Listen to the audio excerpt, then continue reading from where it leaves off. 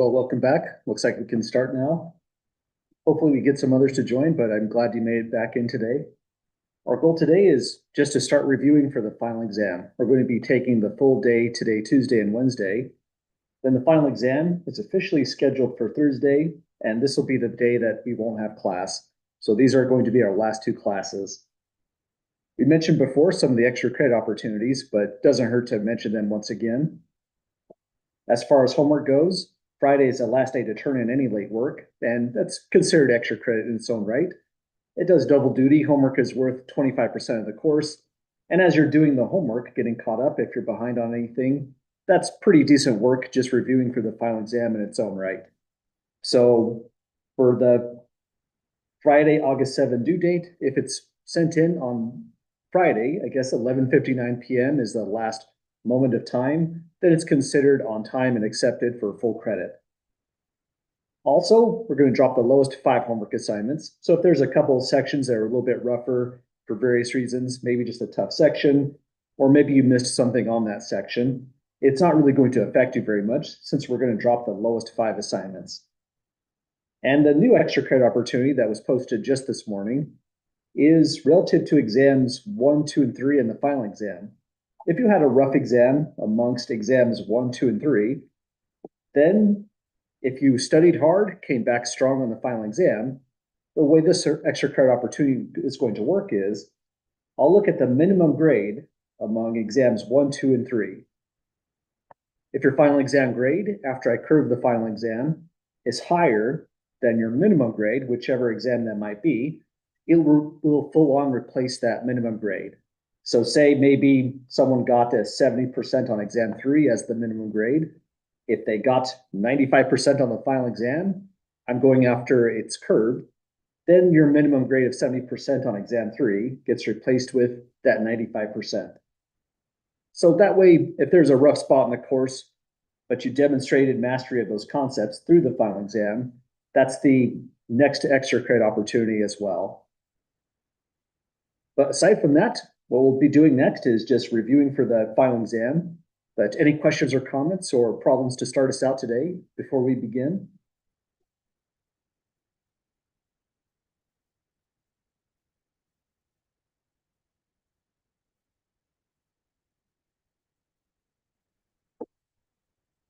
Okay, let's jump in.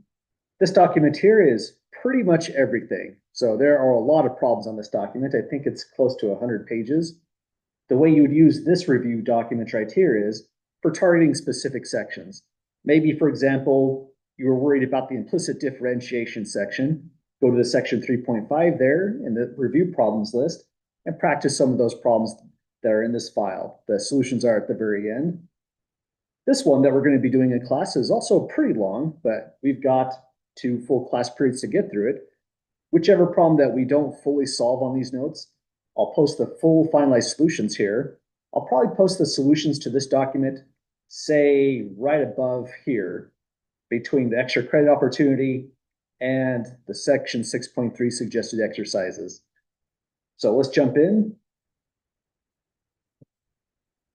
It's going to start off now for our review, a multiple part problem here for example number 1.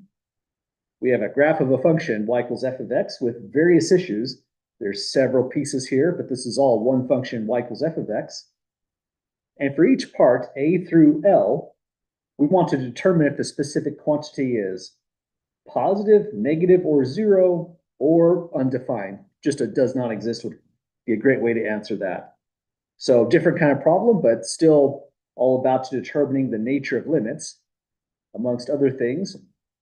For positive, we'll answer that just by saying greater than 0. For negative, we'll say less than 0. For 0, we'll just say equals 0 as normal. And undefined, we'll just say D and E for does not exist. Now let's zoom in on this a little bit more so we can see any subtle features of this graph.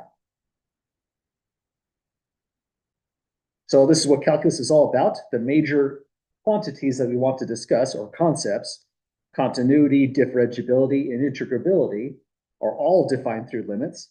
And so this is a good problem to start us out. So let's run through these. Part A says we're taking a limit as x heads towards x1 specifically from the right. So that plus there makes all of the difference. This is a right-hand side limit. And one way to visualize this is for heading towards x1 from the right is that it is as if this whole part of the graph just doesn't matter anymore. We're coming in from the right like this. And as we come in from the right, the value of the function gets closer and closer to a value of 0. It doesn't hit 0. It's undefined right at that spot. But if that's where the function is heading towards, that's what the limit statement is trying to answer. Where is the function going? Where is it getting closer and closer to as x gets closer and closer to a particular value? And that would be 0 on this graph. So right out of the gate, we have a single side limit. That's one of the trickier concepts with limits. Looks like the same idea for part B, except we're looking into x2. But any questions on the first one, part A?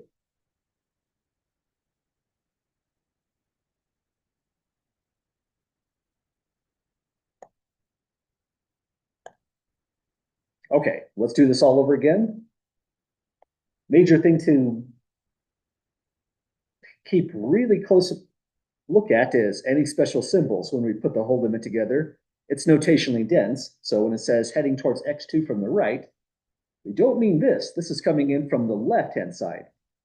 We mean this instead. We're on the right-hand side of x2, and as we get closer and closer to x2, it gets closer and closer to this value, whatever it is. But for this problem, we're not too particularly worried for the y-axis values. We would just say positive, or let's just use the shorthand, greater than 0. So as we head towards x2 from the right, we're always above the x-axis, so we're greater than 0. And now that's 2 down. Next one is kind of strange. It has no limit operation whatsoever. It says f at x2 minus f at x3. Well, f at x2, we skip through all these open circles. We have this value. We don't know the exact quantity of this. We just know that value, that negative quantity, is f of x2. We say f of x1, the height is right here. And we're just trying to determine, if we take x2, f of x2 minus f of x3, hang on, that's an x3 there. Let me fix my subscript. Will it be positive, negative, or 0? Well, we're taking something large minus something smaller. That's definitely going to give us a positive value. So this one will just be greater than 0 altogether. Kind of a weird one. This one had no limit statement whatsoever. So it's just really kind of seeing if we catch that the limit makes all the difference in some of these values that we're looking at.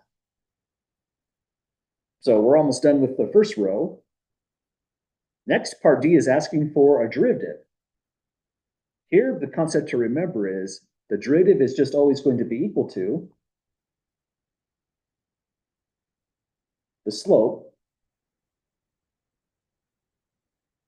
of the tangent line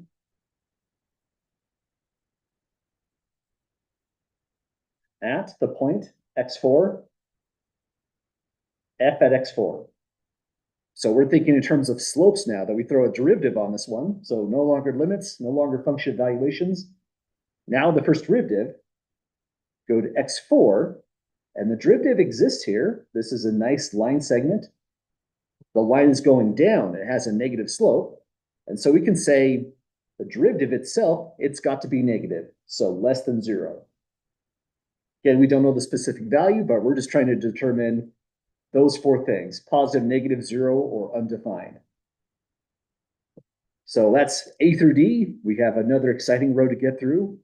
Any questions on getting through any of these so far?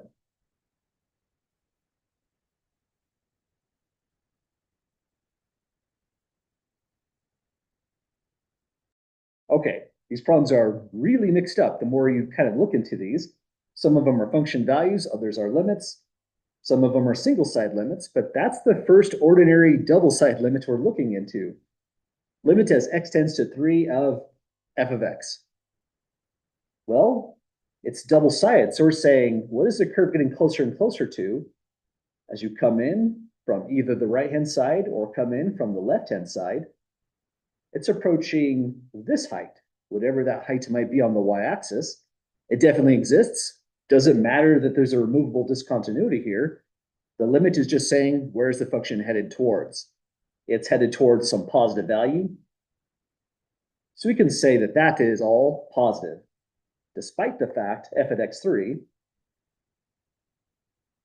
is negative. The function value is below the x-axis, it's way over here. But if we say the limit as you head towards x3, the limit itself is the positive quantity. So that's our first ordinary limit, not a single-sided one. And then part F is a weird one. It just says x4. Well, we're just trying to resolve, is it positive, negative, or zero? So now we're just thinking x-axis is all that exists. x4 is on the positive end of the x-axis, so just positive. Looks like we're answering positive on quite a lot of these. So this one, again, just an odd one now to see if we can compare and contrast what the difference means when we say f at x4 or limit as x tends towards x4 of f of x and so on. Here it's just a point on the x-axis. But this one's different, not just x6. We're talking about the slope of the tangent line at the point x6, f of x6, because now it's a derivative. So we go to x6. Well, when we look at what's happening at x6, notice that the tangent line is horizontal. That means that's a critical number right there. There's a local minimum right at x6 as well, and the derivative exists. So the derivative at x6 is 0, equal to the slope of the tangent line, which is also 0. So just for the sake of tying together concepts, since this is an overall review for the whole course, this also tells us x6 is a critical number. So it's a critical number of the function because we have the derivative coming out as 0 at x6. Now, we have the concept of a critical number, comparing it with the slope of the tangent line. And now this one is definitely new. It's not the first derivative, it's the second derivative out of nowhere. Well, the way we can resolve this one is, recall that the second derivative is conflated with concavity. So we can use the concavity ideas here. Let's put down a quick note for this one. We can say f double prime at x bigger than 0 implies f is concave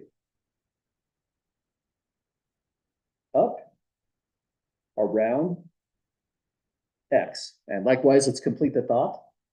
If the second derivative at x is less than 0, that implies f is concave down around x. By around x, we mean an open interval that contains x on the real number line. Let's go back to this analysis here. It's the second derivative at x6. So we go to x6. We had a tangent line here, but let's redraw it. At x6, if we draw several tangent lines, notice that the curve is around x6, always above those tangent lines. If it's above the tangent lines, that means it's concave up at x6. But then concave up at x6, we can reverse the logic here, go the other way. That means the second derivative is positive. So once we have concave up, we just go here and say, that's a positive quantity. Let's add to the notes here, concave up. So that's 2 rows down. On the second row, we did a limit, just an ordinary number comparison, then first and second derivative. I think the second derivative is the tricky one here, but it's a good reminder of the concavity test. Any questions at all getting through E through H?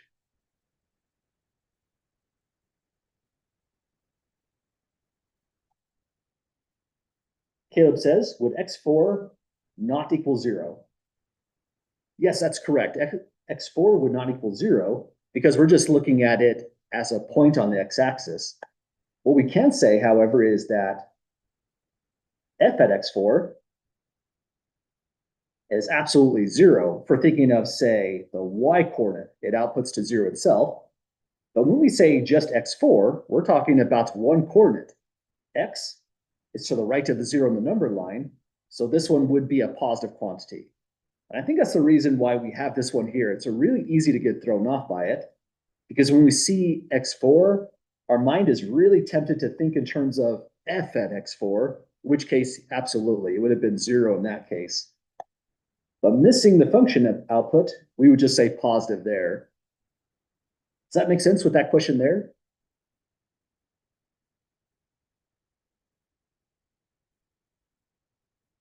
Awesome. Thanks for asking about that one. Again, it feels like the odd one out, but I believe that was the intention on that one, to force our mind to see the difference between reading it as a function evaluation versus now just an ordinary number on the axis. Definitely the odd one out of probably A through L, the whole set here. Let's take a look at the last row. Let me know if you have any questions as we do these final evaluations. This one, we're doing f at 0, and this one's not too bad. It's kind of like what we're saying here for f at x4. F at 0 just means it's a function evaluation. It's this value right here. So on the y-axis, that value is f at 0. And that means that one is just positive. So this one, I think this is the only ordinary function evaluation we have on the whole set. But even though it looks straightforward, it really isn't, because we have to watch out for, are we talking about f? Or are we talking about f prime? Or are we talking about f double prime? Or at the same time, are we just talking about the input value, like an x4? All those four different things we have to keep separate in our mind. And so that's the purpose of part I. Even though it's an ordinary function evaluation, this is really a big, gigantic compare and contrast kind of problem. So we've got positive on this one. And here's our next limit. Looks like it's just limits from here on out. This one is a double side limit as we head towards x6. And at x6, nothing crazy is happening. We have full on continuity. So whether we're heading in from the left or the right, I said that backwards, from the right going this way, we're heading towards some negative value. Or coming in from the left, we're heading in this way, say negative value. The limit exists, and we can say that this one is negative, less than 0. So we have negative on that one. But what was happening with this one was we were taking the limit at a finite number. For the next one, we're taking a limit as we go off to infinity. This means we're thinking about, if we put down any value here, it means a horizontal asymptote must exist. If there is no horizontal asymptote, then we would just say does not exist. Towards infinity means we're heading off to the far right this time. So going this way, and as we head off to the far right, the way the curve is sketched, it looks like there's intended to be a horizontal asymptote. Horizontal asymptote would be at height 0. So that means this would be 0 as well. So it's the value that the curve seems to be getting closer and closer to. It's approaching the x-axis for height of 0. And that resolves this limit here. And now, here's a weird one. Notice, I think this one would be a big challenge kind of question. We've never really done one like this. But now that we've done limits, we've done a lot of work with derivatives, we can answer part L. The thing that's really concerning about this one is not just that it's a left-hand limit. We're taking the left-hand limit of the derivative. This is the graph of f of x, not the graph of the derivative.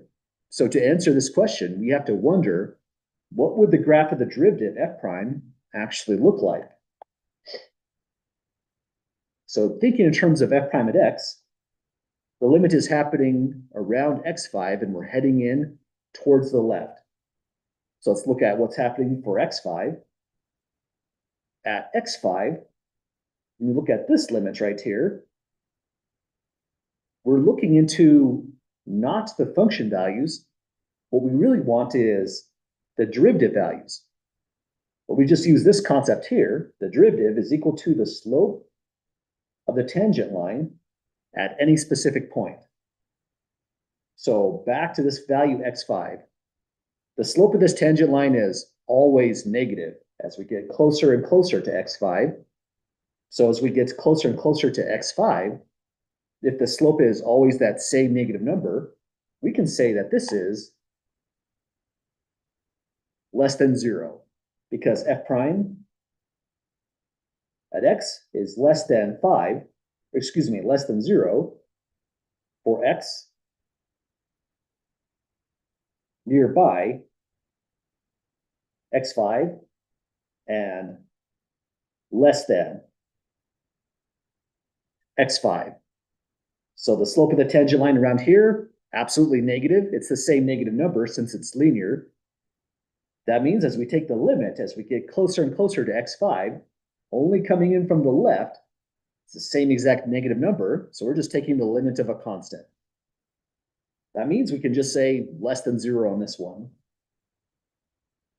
Well, I think L would be kind of an unfair question for a real final exam, but for the sake of a review, it forces us to think about this concept here, which is an important concept for the real final.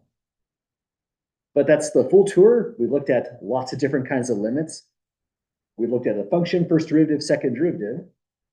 But any questions or last thoughts before we take a look into the next question?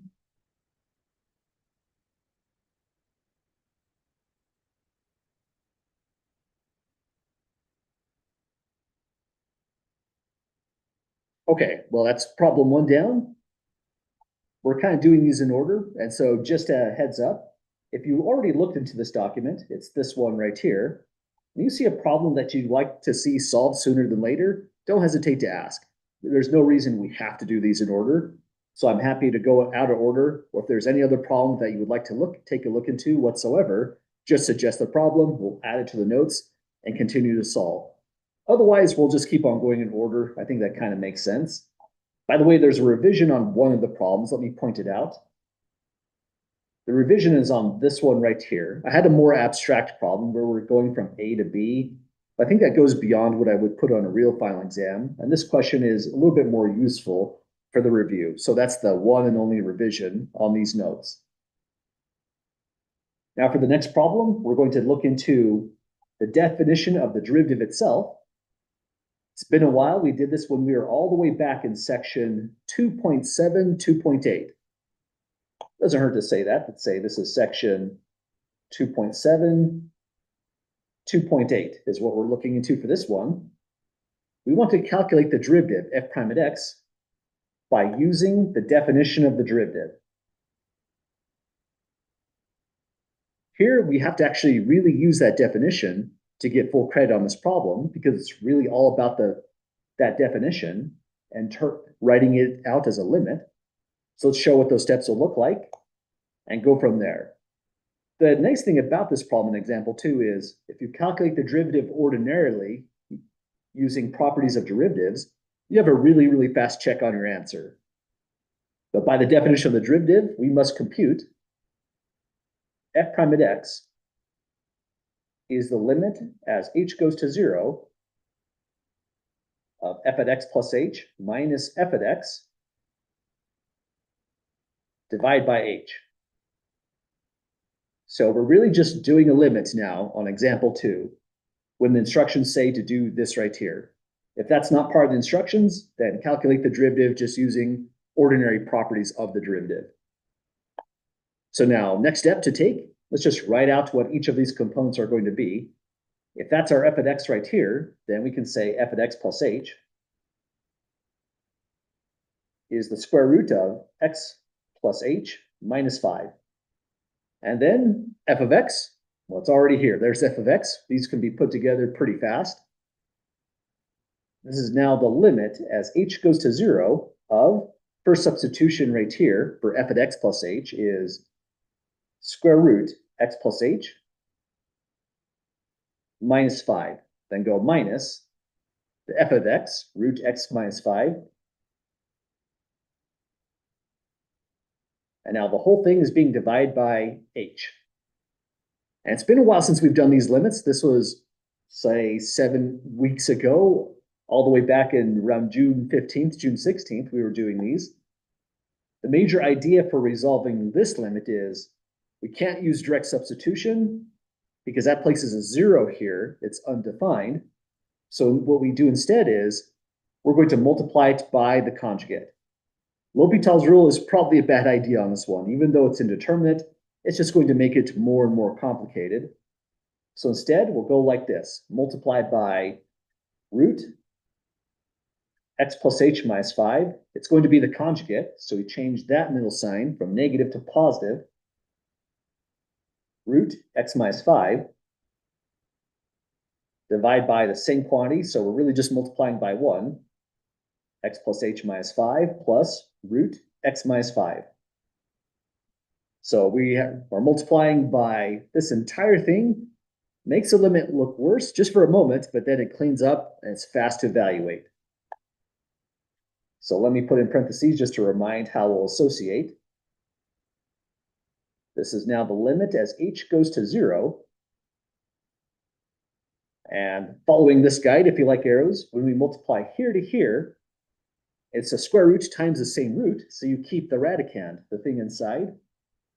X plus h minus 5 is all you get when you do that multiplication. Now the next multiplication, it's just a big simplification. You'll get this times this.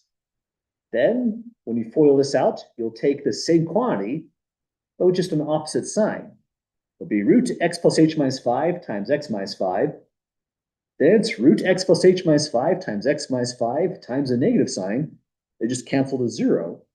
And that's the whole reason we use the conjugate. With that sign flip just like that, these two middle terms just cancel out. So the last multiplication just boils down to, let me use that same color, this times this. The negative sign does cause a nuisance there, but then it's going to be root x minus 5 times root x minus 5, giving us just x minus 5, and we can simplify from there. Denominator is not as clean, but the idea for this is we're trying to cancel out the h, so we leave it factored out. It's just going to multiply this entire group. Root x plus h minus 5 plus root x minus 5. Okay, we've done a couple problems like these way back in the day in chapter 2, but it's definitely been a while. Once we're here, we just need to simplify this entire thing as much as possible, and we're home free on this one. Any questions on getting through the conjugate step?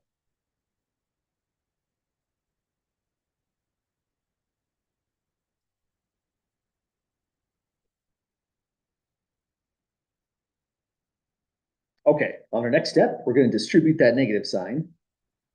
So this is going to turn into limit h goes to 0, x plus h minus 5 minus x plus 5. It's a lot of writing at this point. Divide by h times the root x plus h minus 5 plus root x minus 5. We get a whole bunch of cancellations. X's are gone. The constant terms are gone, so just h is left in the numerator. But when that happens, when there is just one term, it can be divided out by that h in the denominator. Let's do it right here and now. H is gone. I want to put a 1 here just as a reminder. There's still a 1 in the numerator, so the numerator doesn't just vanish. That's an easy mistake to make on accident. Now it's a limit as h goes to 0 of 1 over root x plus h minus 5 plus root x minus 5. Now that we're here, this is a moment to celebrate because the function that we have is now continuous at h is 0, which means because the limit of h is going to 0 and we have continuity at 0, we can just directly substitute in 0 right exactly in that spot. If we do that, we're going to get 1 over root x minus 5 plus root x minus 5. That simplifies down to 1 over twice the root of x minus 5. So we got through the limit. This problem kind of satisfies two objectives. One is knowing the definition of the derivative itself, putting the formula down and writing down to that step. And the second half of the problem is just solving a limit that looks like that one. That's an ordinary chapter 2 concept. But because the thrust is really the definition of the derivative, I would probably give a lot of partial credit just putting that much down, because that's the objective of the problem. Knowing how it comes together with the definition of the derivative, if you made some mistakes evaluating the limit, it's important to get it just down right, but that's worth most of the partial credit to that step. Well, we did it, folks. That's returning back to the definition of the derivative. I think we're through like week 1 and 2 on this example 2 here, getting through this problem. And last thoughts before we change to the next example?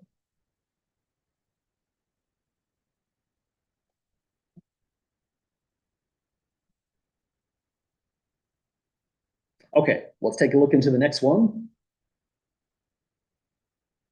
This one's going back to some more ideas with limits. We've hinted at before, these are problems that we should be prepared for that could come up on a real exam setting. So we'll solve these all very carefully. We've done some of these before. Part C is the more recent one that we did in section, I believe this would have been section 5.2.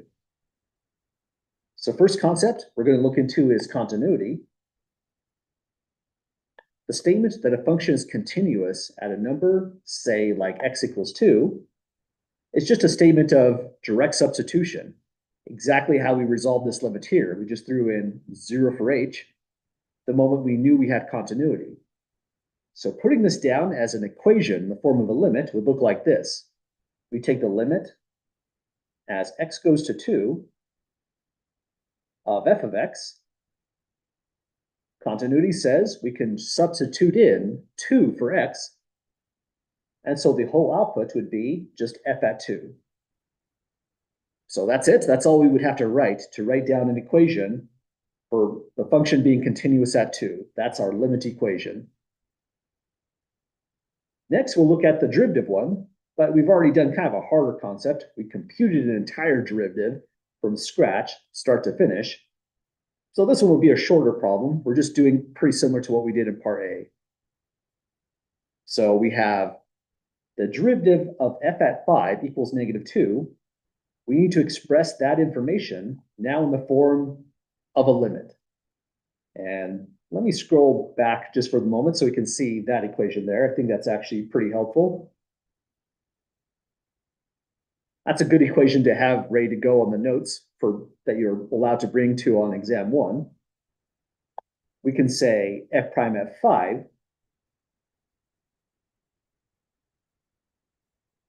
this needs to be written in the form of a limit. So this would be the limit as h goes to 0 of f at. We're plugging in 5, so that means 5 goes here where f is, where x is. So this would be f at 5 plus h minus f at 5, all divided by h, and the whole thing is equal to -2. So the major part of this problem is we're just going to the limit definition up here. If we're talking about f prime at 5 specifically, throw in 5, set it equal to -2, and that's this equation now expressed in the form of a limit. So it would be much like here, computing f prime at 5, that would be undefined. Maybe f prime at 10 would be a better example for the prior problem. Well, that's 2 limits down, 2 major concepts, differentiability and continuity. Next is integrability. We're looking into the definite integral from 2 to 7 of the cube root of 1 plus x cubed. Any questions first with any of the prior parts?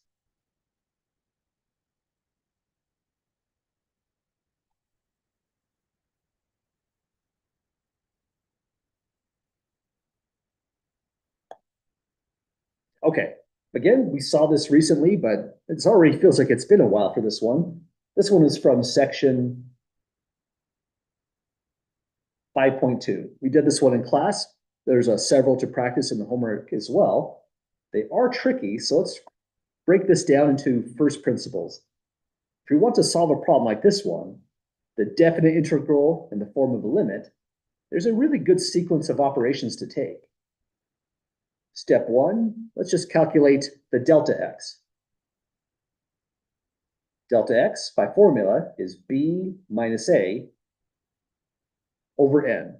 And again, I changed the problem. This one went from a to b of xf of x.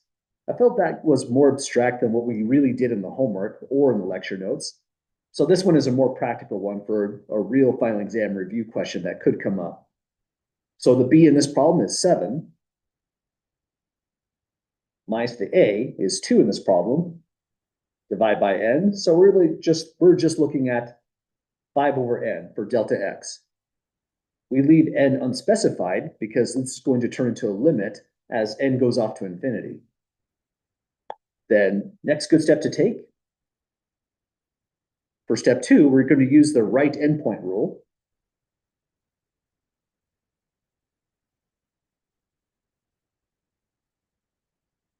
This is the specific rule that we did in the lecture notes that people did in the section 5.2 exercise as well. The right endpoint rule just gives us a really fast way to write down a sample point. We'll say that xi is going to be, by formula, a plus I times delta x. So we just find out what a was.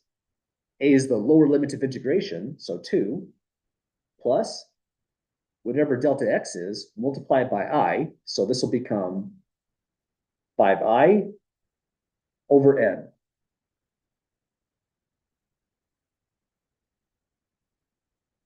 So we've got our xi down. At that stage, the next step is just to put it all together. So here's our step 3. The integrand is the cube root of 1 plus x cubed.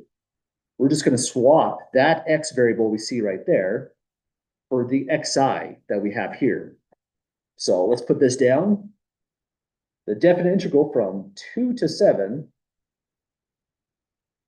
of the cube root 1 plus x cubed dx. First, here's the formula for the Riemann sum. This is going to be the limit as n goes to infinity of the summation as I goes from 1 to n of f at xi times delta x. So that's the formula. We need to substitute in our delta x value and also f at xi. We have f at xi itself. We just need to recall when it says f at x or f at xi, it's referring to this right here, the so-called integrand. The integrand is the thing being integrated. That's what we're referring to as f of x in the limit of Riemann sums down below. And f of x is just the cube root of 1 plus x cubed. So now we have all of the moving parts. We have delta x, we have xi, we have the integrand f, put all together in the limit, and here's what we get. This will be the limit as n goes off to infinity, summation as I goes from 1 to n of, for the f at xi part, here's the structure for f of x. Let's give it a lot of space. Cube root of 1 plus something. We're putting in place of x. Oh, that's going to be something cubed altogether to match that power 3. We're putting in place of x, xi, which is this right here. So 2 plus 5i divided by n. Then the last thing, in the definite integral, it converts over to delta x. So we use our formula for delta x and multiply by 5 over n. So that's a really spectacularly complicated limit we're looking into. But you know what? The integral is very complicated too as well. All the methods that we've done in Calculus 1 does not help us compute this integral exactly. We need to develop more methods, find more approximation methods in the next course, Calculus 2. But we can still say what it is at its heart. Fundamentally, it's nothing but that limit there. That limit will exist, but computing it dead on is not easy. Well, any last questions at all, folks, with parts A through C?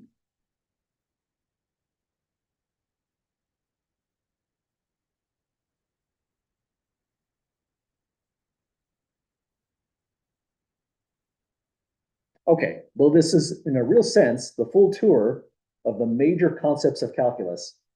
Continuity, differentiability, integrability, we've mentioned since the very first day, are the core concepts. All of them are defined in terms of a limit. And so that's all example 3 is all about. Putting down precisely what is the actual machinery under the hood when we say continuity, differentiability, or integrability. Can we write down this specific limit? From here on out, we're going to start computing more things rather than writing them down extractly like this one. But this is a major concept question to be ready to go with on a real final exam. So let's take a look into the next concept. Looks like it's dealing with limits again. Evaluate each limit, it says, for example 4. And we've got several limits, looks like 5 altogether.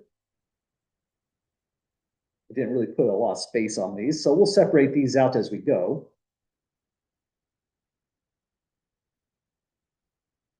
And we'll tackle these just A through E, kind of like how we did on the first example. After we get through the limits here, we'll convert over, looks like, some differentiation, integration, then dealing with derivatives. So this will be our last big push on dealing with limits before we go into the other concepts. Okay, so there's lots going on with limits. We do need to be careful with these. And notice if you plug 0 inside this function, you get 0 below. Above is 16 minus 16, which is 0 above. That means you have some options on this one. This is, in fact, indeterminate. Type 0 over 0. So if you want, you could use L'Hopital's rule. No one will stop you if you decide to do that. But I would say maybe a better way to go on this one is it doesn't all have to be L'Hopital's rule when it's indeterminate. You can sometimes use some other algebraic idea. So let's use a smaller tool, expand out the numerator and simplify after we do so. And if you want to see the L'Hopital's rule approach, let me know. We can absolutely do it that way. So using first principles, let's just rewrite this as limit. X goes to 0. The numerator expands by foiling 4 plus x times 4 plus x. That'll give us 16 plus 8x plus x squared. And we fully FOIL out 4 plus x power 2. Then minus 16 tacks on. We're dividing that all by x. And now we get a fast cancellation. 16s are gone. That means all the terms remaining, they do involve x. We can factor that out and cancel it as well. This will be the limit as x goes to 0. I'll do the factoring strategy. It leaves behind 8 plus x. When we factor out x, all divided by x. So that cancels out rather. And now it's continuity. The function 8 plus x is continuous at any real number x. So directly substitute to 0 there. Now just 8 plus 0, and the whole limit is 8. So I think that's probably the faster way to get through this kind of problem. L'Hopital's rule is pretty fast as well. And whichever approach you take, you'll get 8 either way. Well, that's one down. Any questions on getting through this one?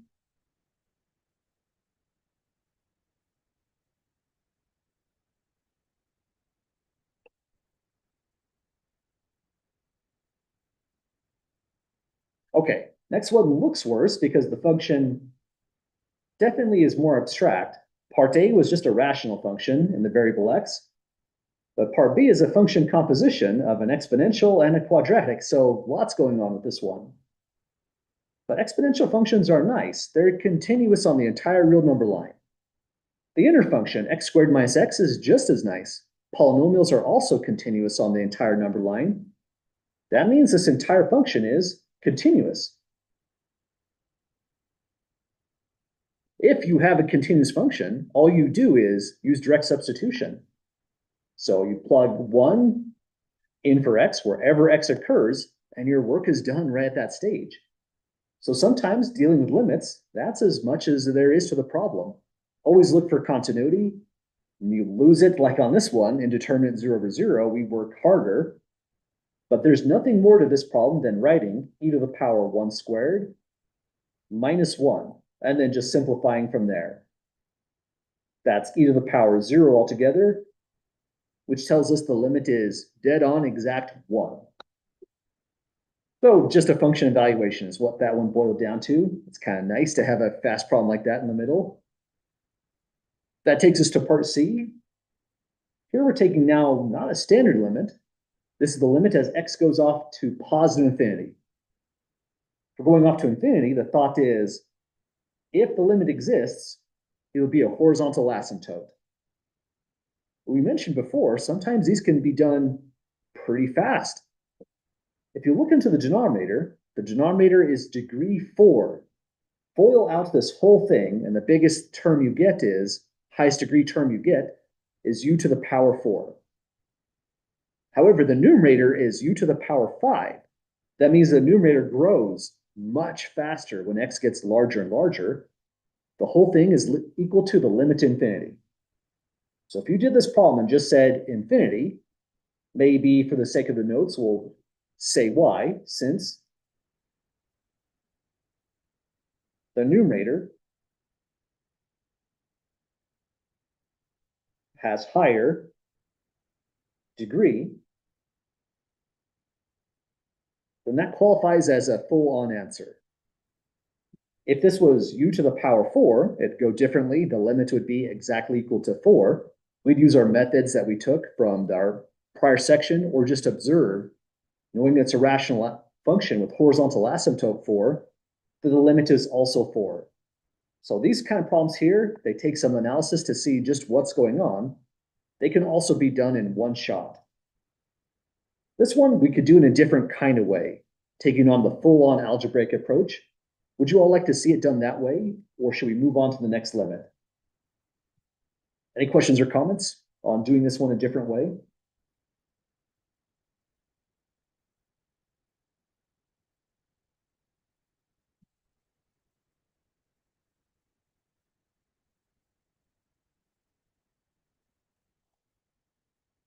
Okay, thanks for mentioning that, Devin. So this one, we just analyzed it. We looked at the degrees. We knew it goes to infinity. But the full-on algebraic approach, it's valuable in its own right. So thanks for suggesting that. Let's take another take on this one. If you didn't see that it's infinity right away, the next approach has a lot of merit to it. For one, I grade on partial credit. So if I accidentally said something that's wrong right here, I might have lost the whole problem, right? So only put down something like that if you are really confident. You know exactly what's going on with the function. You know it goes off to infinity. That's a great response.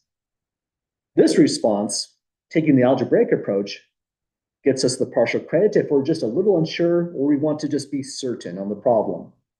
Here's what I would do in this approach. Take the limit as we go to infinity. And I just noticed one issue with this. Let's fix this before we get too far. Here's the next revision. It says x goes to infinity, but observe that the variable is u. That was a variable mismatch on my part. So that should say variable u here, here, and here. Let's fix it on this spot as well. Sorry for that typo correction right in the middle of the review. Sometimes these are kind of hard to catch, I suppose. So with the right variable, we're sending u off to infinity. Let's keep the numerator just as it is. 4u power 5 plus 5. Expand out the denominator. This will be 2u power 4. Then going this way, this is negative u squared. Going this way, this is negative 4u squared. So this will be negative 5u squared altogether. Let me double check my work there. Okay, that looks about right, negative 5u squared. When we fully expand this, finally, negative 2 times negative 1 will be a plus 2 altogether. Now, one more step to take before we start evaluating the limit as u goes off to infinity. Our major method when we're in this section, limits as a variable goes to infinity, I believe this is in section 2.6, was to look into the denominator specifically. Find the highest degree term that exists in the denominator. We're going to take u power 4 and divide everything, numerator and denominator, by that u power 4. So this is now the limit as u goes to infinity of, here's where it gets a little bit messy, but it's going to clean up fast, 4u power 5 over u power 4 plus 5 over u power 4, 2u power 4 over u power 4, minus 5u squared over u power 4 plus 2 over u power 4. So there are all those divisions there. We need to simplify this, so here's our next step. Take the limit as u goes to infinity of, in the numerator, we have a 4u plus 5 over u power 4. Then in the denominator, it's going to be 2 minus 5 over u squared plus 2 over u power 4. Okay, so now it looks like kind of a big mess, but the reason we took this approach is, let's take a look into the terms still involving a denominator. These are constants being divided by something where u grows larger and larger without bound. And we can now say, here's a formula that came from section 2.6. In section 2.6, the limit as u goes to infinity of 1 over u to a power p is 0 for all positive exponents p. So it doesn't matter what the exponent is. If it's positive, then the thing in the denominator is just getting larger and larger without bound. Whole thing goes off to 0. And even if there was a 5 here, you can just take a 5 that might have been put here, use the constant multiple rule, put it in front of the limit instead. Now it's 5 times 0, it's still 0. So any constant left in the numerator is still just nullified. And here's a little shorthand we use in this section. This portion right here just converges to 0. It's limited 0 as u gets larger and larger and larger. Likewise, this portion goes to 0, and this portion goes to 0, a kind of cancellation through the limit as u goes off to infinity. So now all that's left is, in our analysis, limit as u goes to infinity of 4u. We don't need the zeros. We see that 0 already. Let's rewrite this as 4u over 2. So that's all that's going to be left over in this limit. So this is twice u. But if u is going to infinity, then 2 times u is still going off to infinity. The fact that u survives is just a consequence of the numerator having a higher degree. And so we get the same conclusion. The limit's going to go off to infinity, and the problem ends right at that step. We did, folks. That's 2 different takes on this kind of problem. Any last questions or thoughts on getting through this one?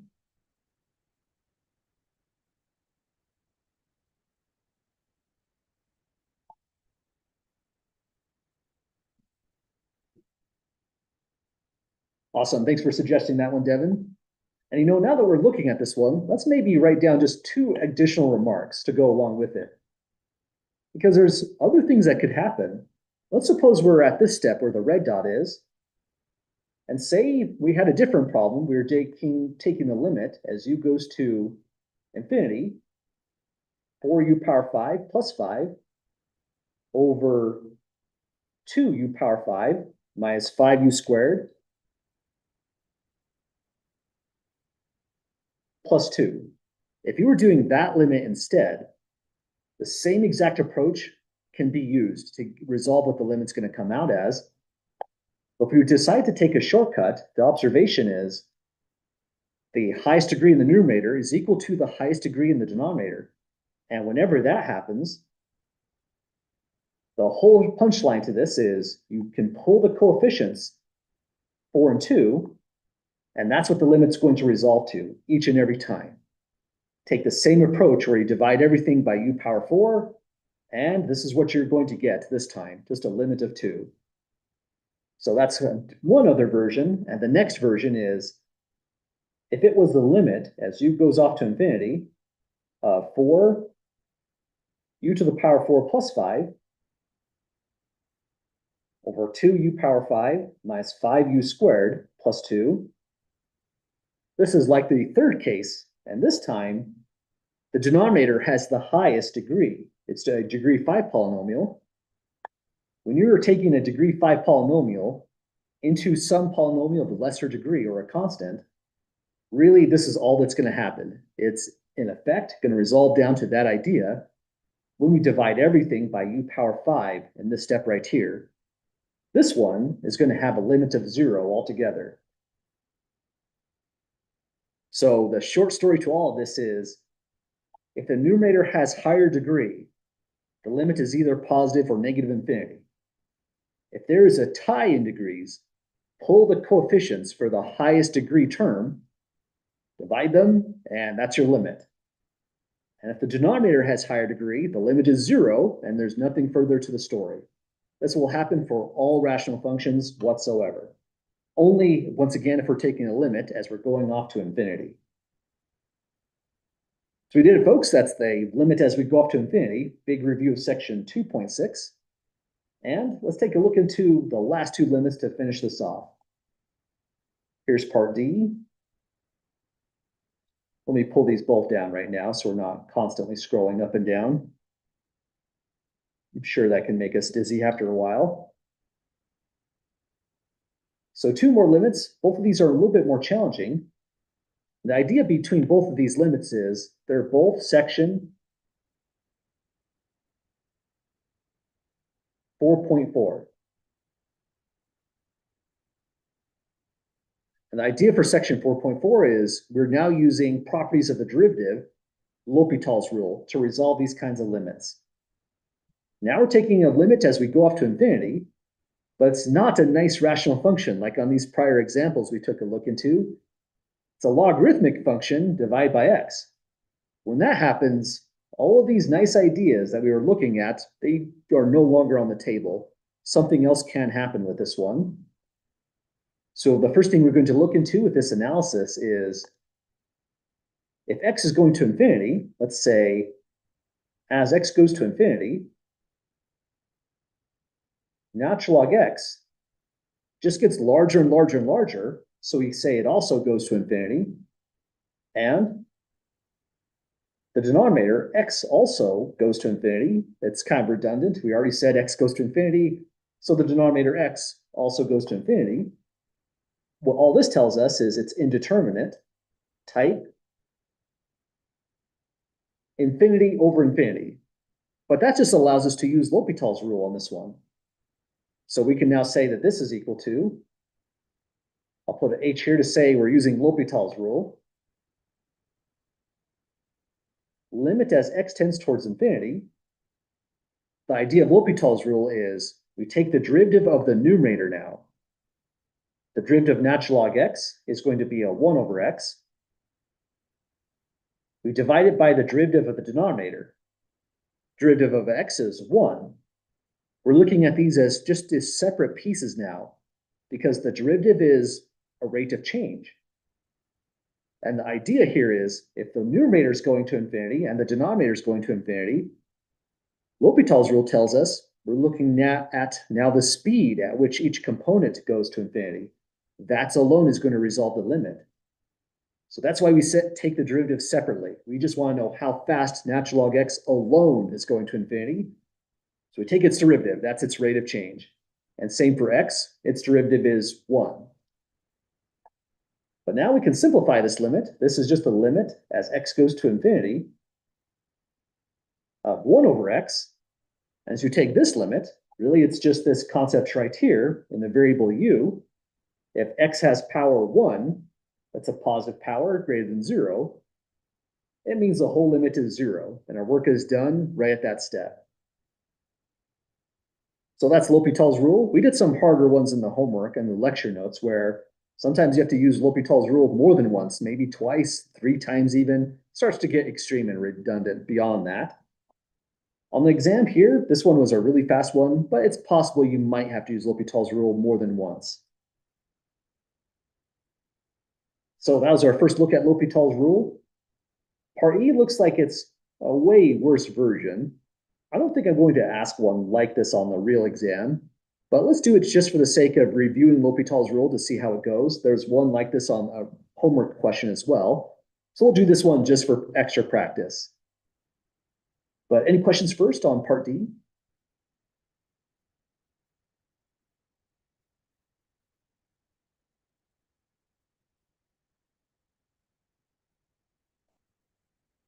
Okay, well, this one was the last homework question in section 4.4. It was the last question we did in the lecture for that section as well. And this is the major idea. If you're taking the limit as x is going somewhere, it's going to 0 from the right, but x is in the base and in the exponent slot. This is not an easy limit to resolve. In fact, this is indeterminate. Type 0 over 0. Anything can happen with a 0 over 0 like this one, so we have to investigate it even further. Also, it's a single-side limit. This is specifically as we go from 0 towards 0 from the right. Direction actually matters on this one, so we need to investigate further to see what in the world is going on. So our major idea on this one is we can make this simpler if we just move that x right there out of the exponent position and bring it down. The only thing that moves x out of an exponent, bringing it down to the coefficient level, is logarithms. So we begin by writing limit as x goes to 0 from the right. We can't just take the natural log of that, so we begin with e to the power of the natural log, because we know those cancel out, they're inverse functions, and throw x to the power of x inside. So that's a fast cancellation. E to the natural log cancels just like that. Now over here, by properties of logarithms, we can say this is the limit as x goes to 0 from the right of e to the power x times the natural log x. So I did this time was take x and put it there through properties of logarithms. An exponent can become a coefficient in that way. So now we have to do that limit right there as x goes to 0 from the right. The 0 from the right now makes sense because natural log x is defined for negative values of x whatsoever. So that really has to be part of the limit. Next idea is, because this is a base e exponential, it's a continuous function on all real numbers. Continuous functions like these allow the limit operator to commute inside the function. So this is just as good as e to the power of the limit of x goes to 0 from the right of x natural log x. So we've transformed the limit into something like this. There's still a limit to do, but that limit where the red dot is way easier than the original limit at the start of part E. So at least we have that going for us. Next issue, when we were way back in section 2.6, feels like a lifetime ago, but we did mention some really important graphs to take a look into. These are good graphs to look at as a refresher. Maybe put some down on your notes for exam 1. Let's pull them up ourselves as a refresher on these graphs. These are graphs that come up time and time again. They're really important for certain limits.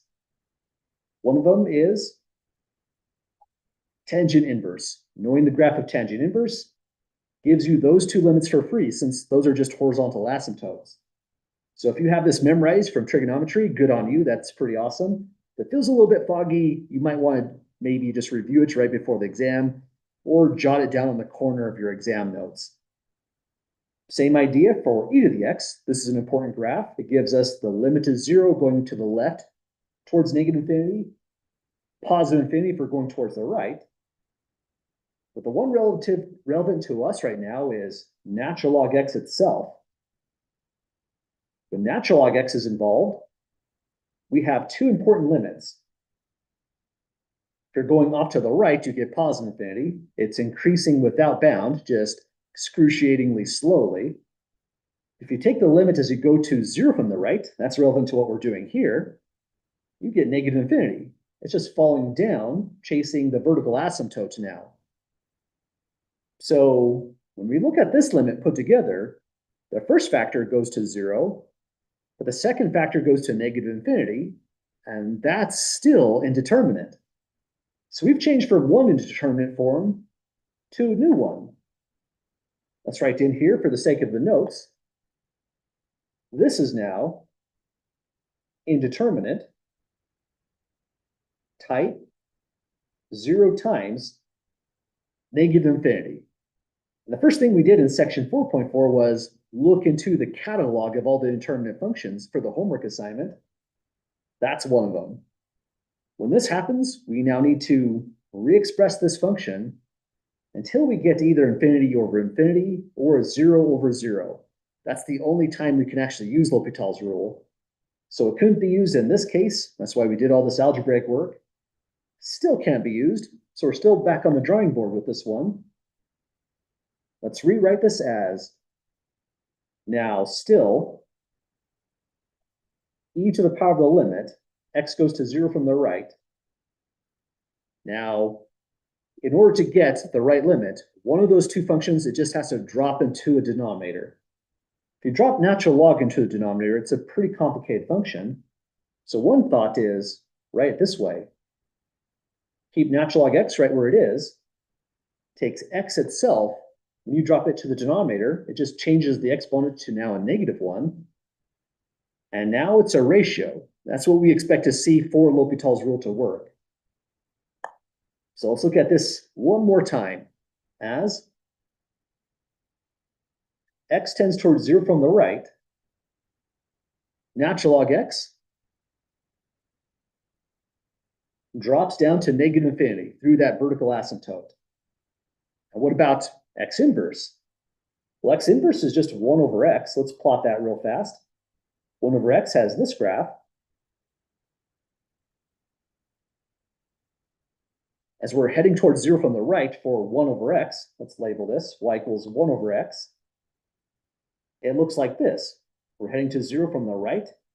It's also heading towards negative infinity, but in a certain sense, that's good. We can say x power -1, which is equal to 1 over x, also heads towards negative infinity. These two give us indeterminate type negative infinity over negative infinity, but now, and only now, we can use L'Hopital's rule on that. We can take the derivative of the numerator, divide by the derivative of the denominator, just like we did on part D, and resolve the limit from here on out. Okay, almost there on this one. Again, this one is pretty big as a challenge question. If something like this ever made it to a real exam, it would probably be slightly unfair. It would be a reason to curve the final exam. The final exam is the only exam that I ever curve in a semester. I'll be curving it this semester, and it's for any problem that kind of goes a little bit beyond. Once I grade all the exams and get a feel for how difficult each of the problems were. Oh, thanks for mentioning that, Ashton. I was saying going like this, approaching from the right, I was thinking, but you're absolutely right. That's approaching from the left. Thanks for spotting that.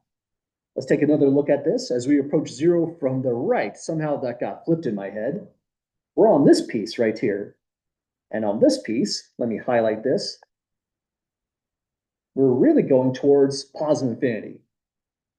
Let me put a quick correction there. We're going in that direction. So positive also on this one. Thanks for spotting that. Good eye. On the analysis, it's this particular brand of infinity. Other questions or comments at the moment?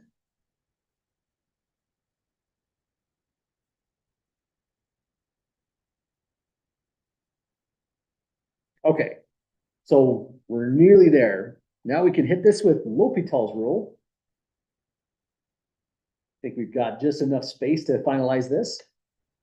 L'Hopital's rule says we're looking into the rates that natural log x and x power -1 independently head towards negative infinity, and the correction positive infinity is the real direction on that one. I'll put h here to say now we're using L'Hopital's rule. This is e to the power of the limit as x tends towards 0 from the right. Take the derivative of natural log x, we get 1 over x. Divide that by the derivative of x power -1, we get negative x power -2. It's a bit of a mess right here, so we want to simplify this as well. let's simplify this complex statement here, complex fraction, just on the margin. So 1 over x, I'll put just the negative out in front. X power negative 2 is 1 over x squared. So this is negative 1 over x multiplied by the derivative of 1 over x squared. That's just x squared over 1. So this altogether is just a negative x.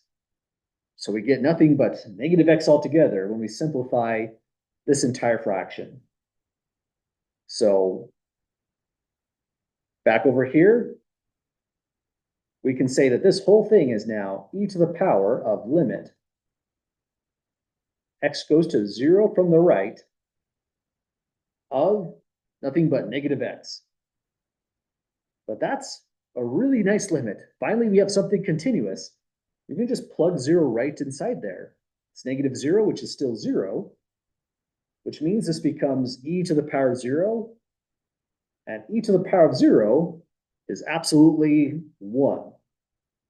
That's a lot of work to get just a 1 out from this kind of thing. But now we know if the base and the exponent head towards 0 from the right only, then the whole thing, x to the power x, is just getting closer and closer to a power of 1 altogether. That's a lot of analysis on getting through that one. There's more to say about what's going on with x to power x. It's kind of a tricky function. I wonder what Desmos has to say about it if we took another look into this. Let me load in Desmos real fast.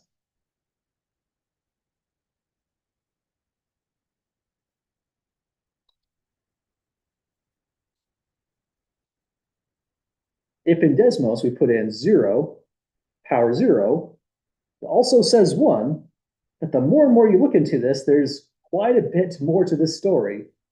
0 to power 0 in some contexts is considered to be undefined. It just depends on the context we're working in. But we did it, folks. That's the run through for the L'Hopital's rule work. What we'll be doing next is now we're going to start looking into taking some derivatives. We'll get through a good set tonight and get through more derivatives integration on tomorrow's class. Any last thoughts or questions on getting through any of the L'Hopital rule problems?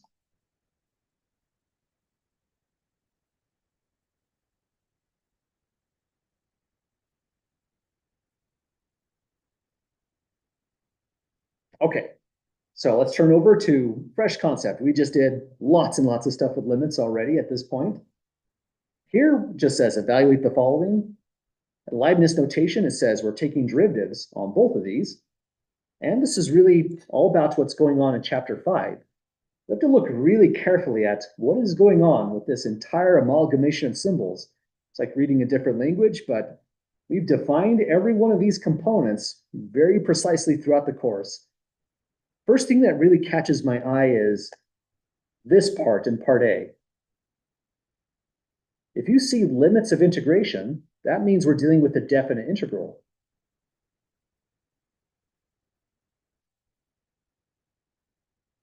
That means this entire thing, integral sign, 0 to 5 of the integrand e to the power 3x squared dx, the definite integral just gives the area under the curve. By the curve, we mean e to the power 3x squared from 0 to 5. But the next thought is, because there's limits of integration, it's a definite integral, it's just an area. The next thought is area is a constant. And that's a really major observation for this one, because the symbol in front says, take the derivative. We mentioned before when we were way back in chapter 3. Chapter 3 is a good one to review for properties of the derivative. And one of the more fundamental properties of the derivative was this one. If c is a constant, the derivative of a constant is 0. But we kind of made a big deal out of that. There's a lot of confusing constants you can write down. For example, this was something that came up on exam 2. It could be sine 3, natural log 3, e to the power 15, those are all constants. The derivatives automatically zero. It's really critical for us to spot what the constants are, whether it's sine something like this, or now this is the new one after chapter 5. A definite integral is a constant. It's a definite area. Nothing's varying there. We use the constant rule, take the derivative of the constant. The whole thing is zero. There's really nothing to do. Once you've spotted, it's a constant. So it's a tough problem because it requires us to do a lot of reading, interpreting the context of what all of the symbolism is really trying to say. But any questions at all getting through it?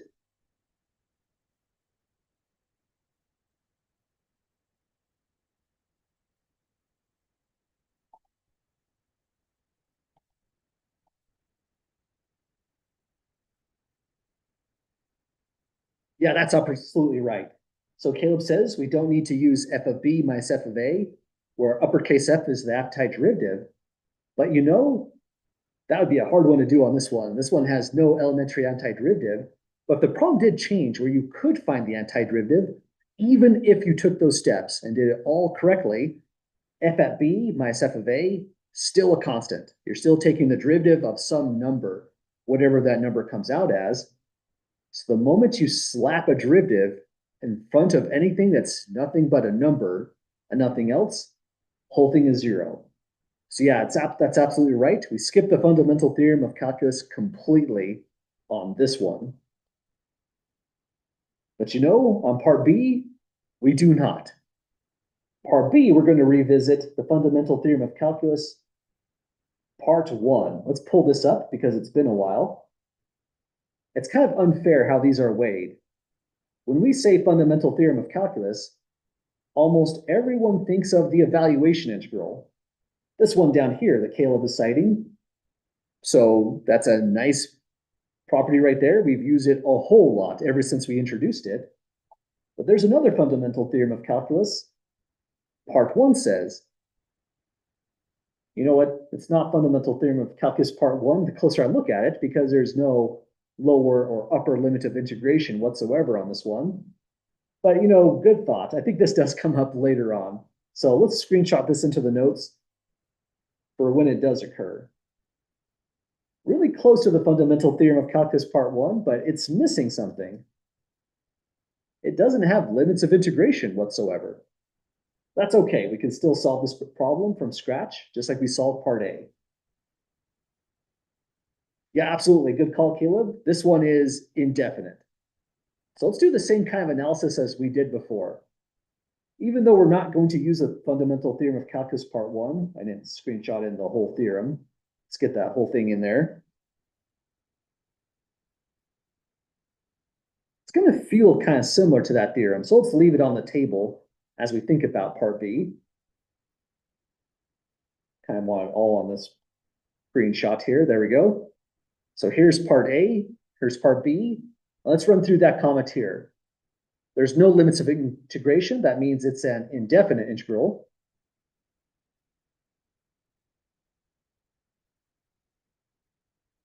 So now we have to remind ourselves, just like what we said here with the definite integral, that gives us an area.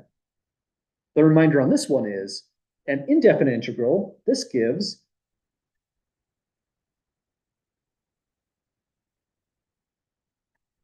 the most general antiderivative. So whatever the solution is to antiderivative 3e to the power of x squared, that's all we're getting when we look into this part right here. So that's an antiderivative, but out in front, d by dx, it says compute the derivative of the antiderivative. But by definition, if you differentiate the antiderivative, you just get the original thing right back. So this one is just automatically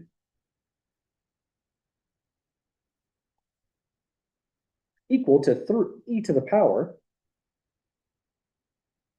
3x squared. So if we're getting an antiderivative through the indefinite integral sign, differentiate it, the big punchline to this is those symbols just cancel out. You're just getting the original integrand, e to the power 3x squared. And there's no arbitrary constant of c because the derivative wipes that out too. It's only the integrand and nothing else on this one. So those are really two tricky questions. The major punchline between both of them is notice the difference between when you have an area, the derivative is 0, versus when you're getting an antiderivative, differentiate your antiderivative, you're getting back just the integrand. Which is almost what part 1 of this fundamental theorem is saying, but not completely exactly, because part 1 does have limits of integration, goes from a constant up to x, where this one had none whatsoever. Well, that's example 5. We took two tricky derivatives. What we'll be doing next is just taking more standard derivatives, going through chapter 3 for good practice, shoring up that skill before the final. But any last thoughts or comments on any part A or B?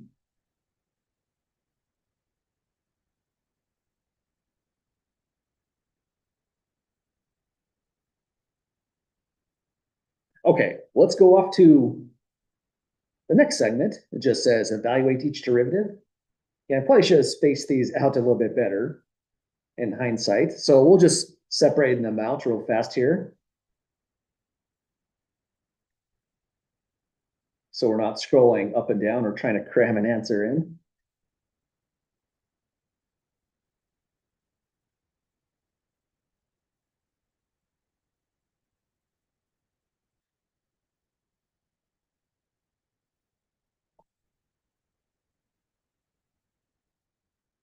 Okay, excuse me, here they are all separated out finally. So we want to differentiate everything we see here, parts A through E and F. F just went somewhere wild. And here's our first one to start out. So again, this is just kind of a routine problem on various kinds of things we'll differentiate, visiting pretty much all the rules of derivatives that we looked into in chapter 3. I think just about everything's here. First one we're going to take a look into involves a square root function. And so let's put down just as a quick reminder, standard shortcut that we've used, introduced in chapter 3 as a great way to differentiate a square root is that this always resolves to 1 over 2 root x. So that's a nice shorthand to have. You don't have to do it that way. You can write down to x to power 1/2, differentiate it normally, but always simplifies down to that exact thing. So now, for this one, if we were to differentiate, we do have to be careful for this one because we have a product of functions, a square root function times a sine function.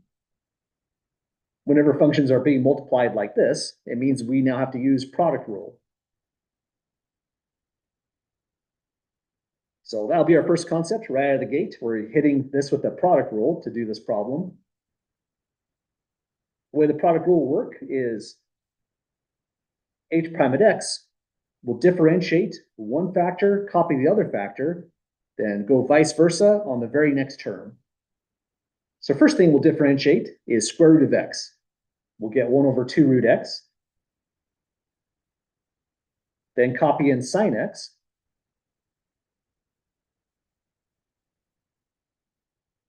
Then go plus for product rule. Now we're going to change. We differentiate root x. This time we're going to copy it in. Here's square root x. And now next, differentiate sine x to get cosine x. And then you're in good shape right at that stage. And by the way, if you're thinking about putting together your page of notes, now that we just differentiated a trig function, really good place to go just to have everything available. Even if you have these derivatives down pat, this is just extra insurance in case we feel a little bit stressed and something vanishes in our brain that we thought we had down pat. Definitely go to section 3.3 and put down this table right here. This is a good table to have completely memorized, but for insurance purposes, great table for the notes. Then go to section 3.6 And section 3.6, do the same thing for, here it comes, guess they're both tables in one spot. Do the same thing for the derivative of inverse trigonometric functions. So we're ready to go when these come up. And then last, go to section 3.11 and put down, we're almost there, this table for the derivatives of hyperbolic functions. Trigonometric functions are still on this table just to convey how similar they are. The negative sign just moves over to the right-hand side for doing hyperbolics.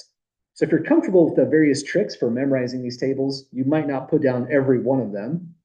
But for insurance purposes, those would be good things to review, have ready to go for your notes. But aside for this problem, we are completely done right at this step. Any questions or comments getting through the product rule on this one?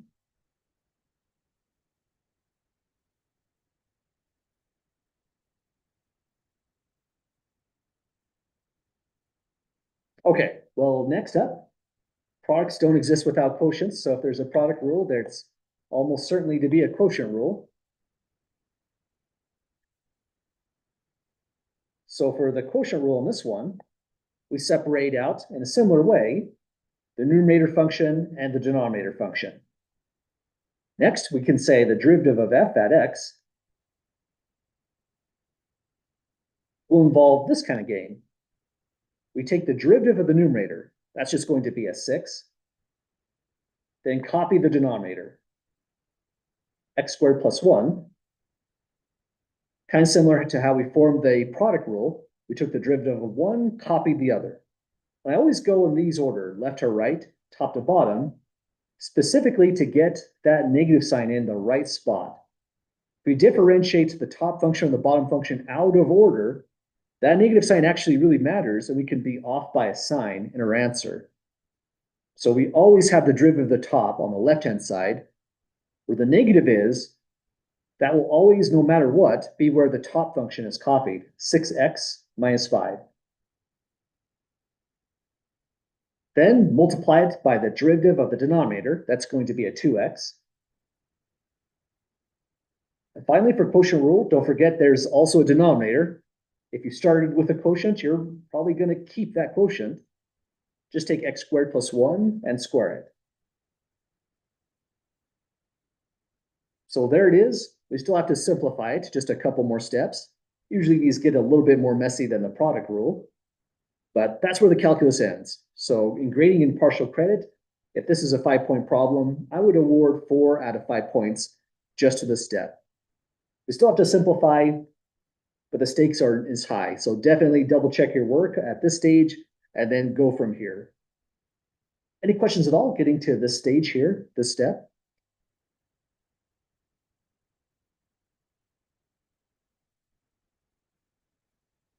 Okay, let's simplify this out. We have altogether 6x squared plus 6. Then we're distributing in negative 2x to this one. So this will be minus 12x squared plus 10x.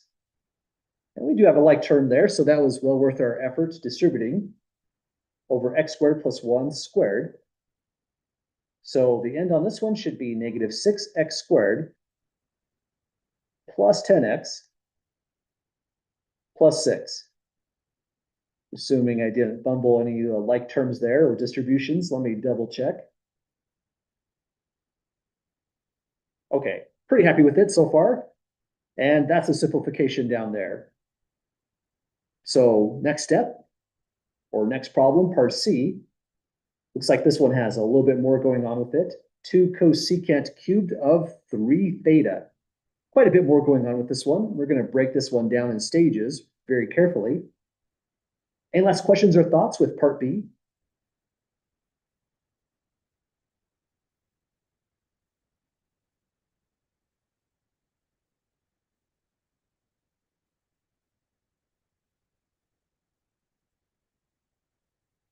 Okay, well, there's a lot going on with this function.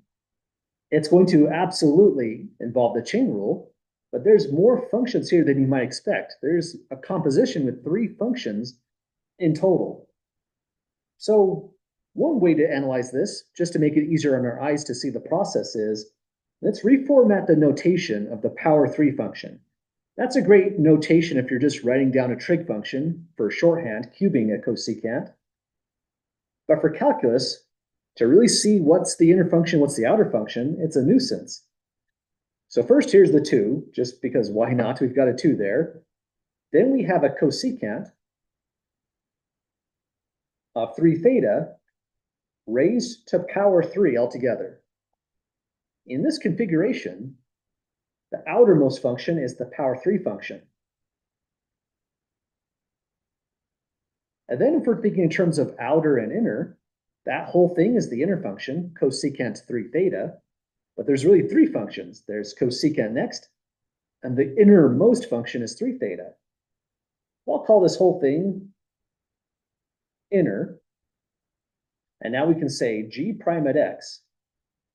When we go to differentiate this, first it's the constant multiple rule. 2 is multiplying all of this, so it just doesn't go away. It's going to stay there and multiply the derivative on this level on.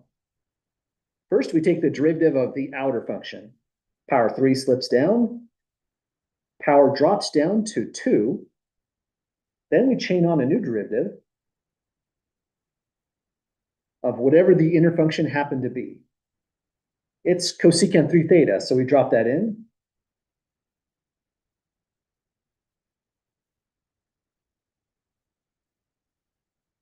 Let's give that the color coding it deserves. So there's where the inner function went.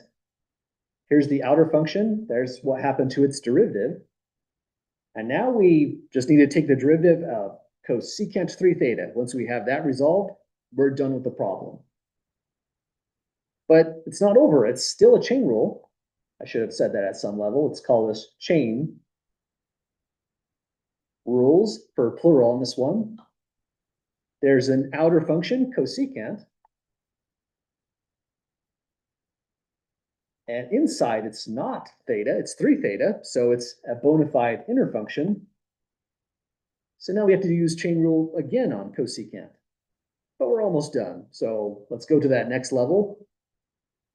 G prime at x. Consolidating down our constants, so far we have 6. I'll rewrite that as cosecant squared 3 theta as a shorthand. Multiplies this derivative. So first we take the derivative of the outer function. Cosecants and secants are the weird ones. Derivative of secant becomes secant tangent. Let's put that down just for the sake of review. d by dx of secant x is secant x tangent x. So there's a great way to memorize this. If you're taking the derivative of cosecant x, for trig functions, every time you differentiate a cofunction, you get a negative sign. So that's there. And if you know the formula for secant, you really know the formula for cosecant. Follows the negative, change that secant there to cosecant, change that tangent there to cotangent. Kind of ran out of space, so we'll kind of bend it up. And that's the whole formula. So any kind of trick you can think about for putting these derivatives together in your mind is definitely well worth your time. Get the one for secant down, and you've got cosecant for free. Same idea with tangent is secant squared. Derivative of cotangent is negative cosecant squared. And those tricks just keep on going on and on. So back to this problem. I'll keep it in green. Differentiate cosecant. You'll get negative cosecant of something times cotangent of something. But because it's the chain rule, we chain on the next derivative. So here's our next prime. So that's just this formula here. In place of x, we're throwing in 3 theta. So drop that in here, here, and finally it goes here. This is where the chain rule stops. Derivative of 3 theta is just 3. So we've got the end answer on this one. G prime at x is Let's put our constants together. It's 6 times -1, so -6, times that 3, so -18 altogether. Then it goes cosecant squared 3 theta, cosecant 3 theta, cotangent 3 theta, and this is kind of a nice little mathematical miracle. We have like bases. You could stop at this stage, but to really simplify it down, we can say the end answer, combining our like bases, is -18 cosecant cubed 3 theta times cotangent 3 theta. So it's kind of curious, when we differentiate the power 3 cosecant, we still have power 3, a strange constant that emerged, times cotangent 3 theta. So that's the steps on this one. This one's tricky because we had to do chain rule twice to get through it. But any last thoughts or questions on getting through this one here?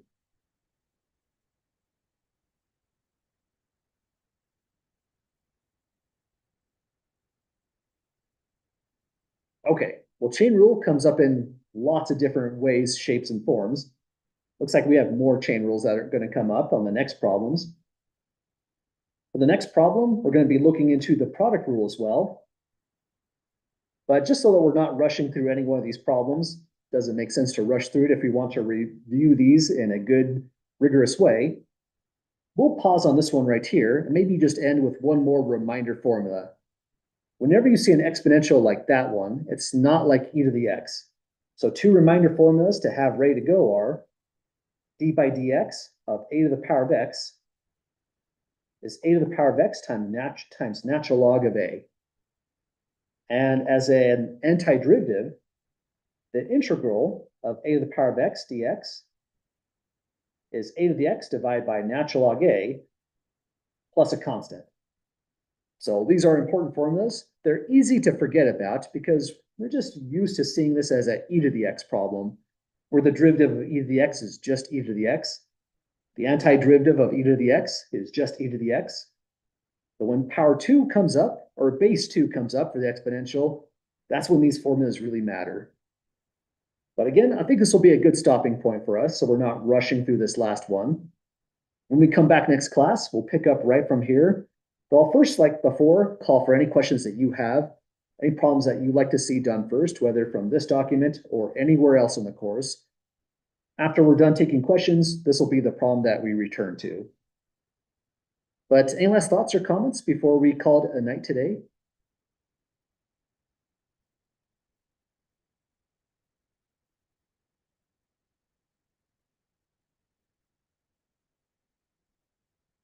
Okay, well, for where we're at on the course, we're nearly done. We'll review again tomorrow. Thursday will be the official day for the exam. So today is a good day if you haven't done so already. Start putting together your 1 page of notes. It's still just 1 page, so we have to do some consolidation for the final exam. Get that out of the way, and then that's a good first step before reviewing, and you'll be in great shape. I wouldn't do that the day of the exam. Give yourself some breathing room, and it's always a lot less stressful. But have a great night, folks. I'll post the solutions that we have so far on the Canvas course page like we've been doing, and then we'll be back to it tomorrow. Take care.